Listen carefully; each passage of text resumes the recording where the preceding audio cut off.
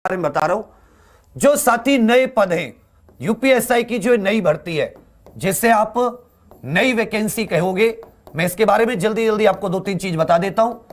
पद होंगे 850, पद काफी कम है, लेकिन फॉर्म की संख्या कम नहीं होगी, थोड़ा ध्यान दीजिएगा, फॉर्म की संख्या कम नहीं होगी। अब मैं इसमें आपको बता रहा हूं, इसकी जो योग्यता होती है, योग्यता में एक हो जाती है शैक्षिक योग्यता, कि आपकी एजुकेशनल क्वालिफिकेशन कैसी होनी चाहिए। तो आप ग्रेजुएट होनी चाहिए। अब ग्रेजुएट कब तक? फॉर्म की अंतिम डेट तक, फॉर्म भरने की अंतिम डेट तक, फॉर्म भरने की अंतिम तिथि तक आप क्या होने चाहिए? ग्रेजुएट होने चाहिए। जब भी फॉर्म आती है, उम्र की, अगर हम शैक्षिक योग्यता की बात होगी, अगर हम हाइट की बात करें, किसकी बात करें? हाइट, जिसे हम ऊंचाई करते हैं, तो जो जनरल, ओबीसी और एससी के पुरुष साथी होते हैं, क्या होते हैं? पुरुष साथी, उनकी होती है 168 सेंटीमीटर।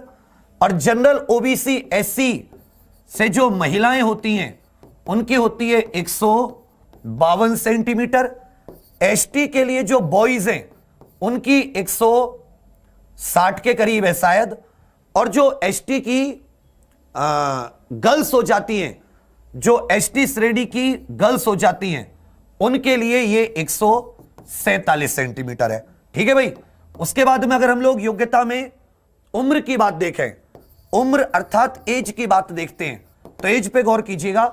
जो अभी बात है, ये एज 1 जुलाई से काउंट होती है। कब तक? 1 जुलाई तक। जिस वर्ष भर्ती आती है, किस वर्ष? जिस वर्ष भर्ती आती है, उस वर्ष की 1 जुलाई तक आपकी एज काउंट होती है। जैसे भर्ती कब आई? 2021 की भर्ती, तो 2021 की आयु 1 जुलाई 2021 तक काउंट हुई। भर्ती अप्रैल में आई थी, लेकिन आयु कब तक काउंट हुई? 1 जुलाई 2021 तक।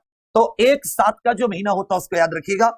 अगर हम लोग बॉयज की बात करें, पुरुष की बात करें, पुरुष और महिला, तो अच्छे से आप लोग थोड़ा सा इधर गौर कीजिएगा।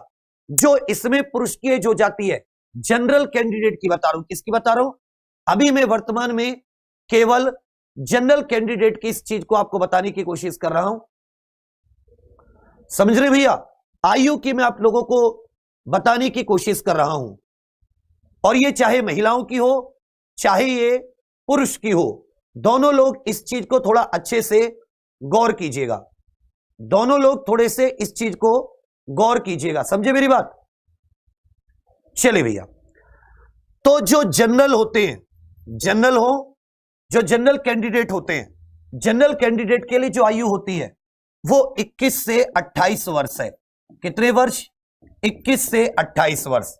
महिला हो या पुरुष हो, दोनों के लिए 21 से 28 वर्ष जनरल, जिनको अनरिजर्व भी बोलते हैं। उसके अलावा चाहे ओबीसी हो, चाहे एससी हो, एसटी हो, अगर आप यूपी के मूल निवासी हैं, इनमें से किसी कैटेगरी से हैं, और आप यूपी के मूल निवासी हैं, तो अच्छे से आप लोग इस बात को याद रखिएगा कि आपको 5 वर्ष की छूट मिलती है। कितने वर्ष की छूट? 5 वर्ष की छूट मिलती है।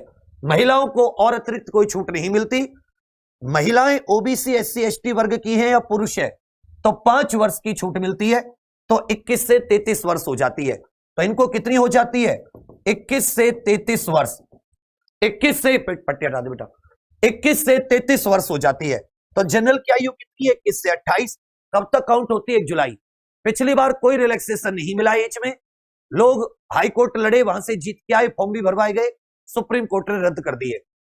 अब आगे क्या होगा नहीं पता, अभी की बता रहा हूं मुझे जितना पता है। यूपीएसआई नई वैकेंसी 850, ग्रेजुएट होने चाहिए फॉर्म भरने की अंतिम तिथि तक। अगर आप फाइनल ईयर में, और जब भी फॉर्म आते हैं, उस तिथि तक आपका रिजल्ट आ चुका होता है या घोषित हो चुका होता है, तो आप फॉर्म भर सकते हैं। हाइट जनरल, ओबीसी, एससी पुरुष की 168, एसटी की 160, महिला की 152 सेंटीमीटर। उम्र 1 जुलाई तक काउंट होती है। अनारक्षित 21 से 28, ओबीसी, एससी, एसटी यूपी के मूल निवासी है। तो अगर आप अन्य राज्य के व्यक्ति हैं, तो आपको भी अनारक्षित माना जाता है, आपको भी साथ ही जनरल में काउंट किया जाता है। किस श्रेणी की कितनी वैकेंसी है, इतना कुछ नहीं पता। पहली बात तो यह हो जाती है। दूसरी बात जो समझने वाली है, इसके सिलेबस की आ जाती है। सिलेबस में आप लोग समझिएगा, 4 सब्जेक्ट होते हैं इसमें।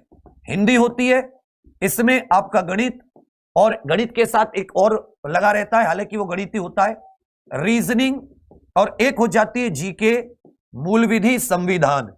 जीके मूल विधि संविधान नाम से एक इसमें सब्जेक्ट हो जाता है, जिसमें प्रश्नों की जो संख्या होती है और जो इसमें मार्क्स होते हैं, तो प्रश्नों की संख्या सभी में 40 40 40 40 होती है।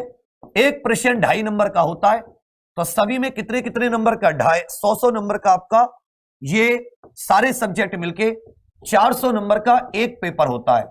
एक पेपर 2 घंटे का टाइम मिलता है। 2 घंटा क्या मिलता है? टाइम मिलता है। कोई नेगेटिव मार्किंग नहीं होती, कोई नेगेटिव मार्किंग नहीं होती, कोई नेगेटिव मार्किंग नहीं होती। लेकिन आपको टोटल कम से कम 80 या मतलब हाफ आपको 50% क्वालिफाई करना होता है। और अगर सेक्शन वाइज देखें तो आपको 35% नंबर लाने कंपलसरी है। मतलब प्रत्येक सब्जेक्ट में आपके कम से कम 20 नंबर, मतलब 50 नंबर होने चाहिए। और ओवर ऑल मतलब प्रत्येक इसमें 35 होने चाहिए। 100 में से 35, 100 में से 35, 100 में से 35, 100 में से 35, और टोटल मिला के आपके 50% 160, तो मतलब 50% 400 में से कितने हो जाते हैं? 200 नंबर तो आपके होने चाहिए। टोटल 50% और सेक्शन वाइज कितने हो जाते हैं? 35%। गणित में जो 40 क्वेश्चन है, इसमें से साथ ही 30-32 तो सीधे गणित से आते हैं, 8 क्वेश्चन रीजनिंग में ऐड हो जाते हैं। अभी इस बार का जो हमने देखा है, मैं खुद भी पेपर देके आया था, तो 40 से 48 क्वेश्चन आपके रीजनिंग के मिलते हैं। जीके मूल विधि जितना पढ़ाया, मैं एक एक आपकी कॉपी की गारंटी ले सकता हूं आंसर की मैंने भी कम से कम 50 से ज्यादा, मतलब अगर आप इसको देखोगे तो लगभग 30 से 40 के करीब तो मैंने भी शिफ्टों के आंसर की देख ली है जल्दी में।